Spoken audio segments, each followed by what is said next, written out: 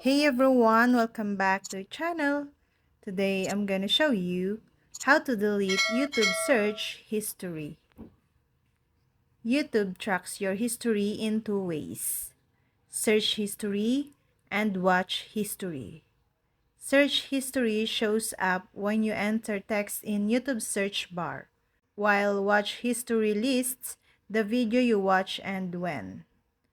We recommended deleting both to ensure your history is fully cleared. Your watch and search histories are associated with your YouTube account, not your device. If you use multiple Google accounts, you must delete your YouTube history for each account. We use the Android app to demonstrate these steps. These steps also work on the iPhone and iPad apps. First, open the YouTube mobile app on your Android device. Then tap your profile picture in the bottom right corner of your screen. Then tap Settings.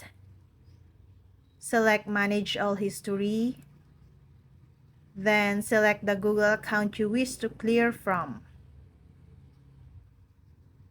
Tap the cross icon next to a video or search from your history to delete a single result.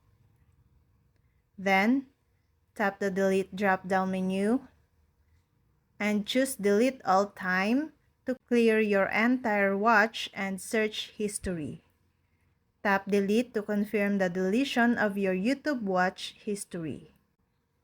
While clearing your YouTube history occasionally will serve you well, you can pause your watch history and search history to stop YouTube from saving your history in the first place.